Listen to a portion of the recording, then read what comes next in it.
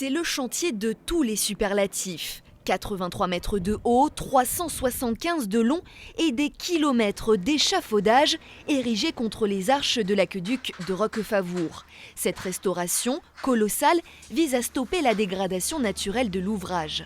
Il faut prémunir des chutes de pierre, notamment des 2 rangs de corniche supérieures, sur le public en pied d'aqueduc et sur la route départementale et la voie SNCF qui passe dessous. La plupart des ouvriers sont des compagnons spécialisés dans les monuments historiques. C'est à eux qu'incombe la restauration des 160 000 pierres que compte l'édifice. Des vieilles dames de calcaire âgées de 170 ans inspectées une par une lors du nettoyage. Certaines, trop poreuses, trop abîmées, seront remplacées. On met un tuyau, un entonnoir, on le glisse au plus haut du joint pour que le niveau du coulis monte, remplisse la pierre et que tout se consolide, les pierres neuves et le bâtiment ancien ensemble pour être sûr que tout soit renforcé au maximum. Une pose en tiroir très physique. En moyenne, chaque bloc pèse 6 tonnes. Il faut plusieurs hommes pour le manipuler.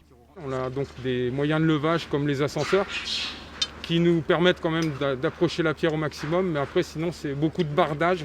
C'est-à-dire qu'on déplace la pierre un peu à l'ancienne, comme on dit, hein, avec les rouleaux, les cales, enfin voilà.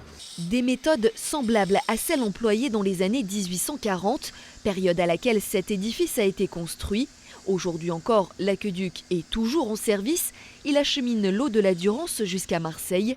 Sa restauration coûte 15 millions d'euros, financée en grande partie par son opérateur, la métropole. Tout le chantier s'organise autour de la continuité hydraulique de l'alimentation en eau pour faire en sorte que tous les Marseillais aient de l'eau à leur robinet. Débutés l'été dernier, les travaux dureront 44 mois.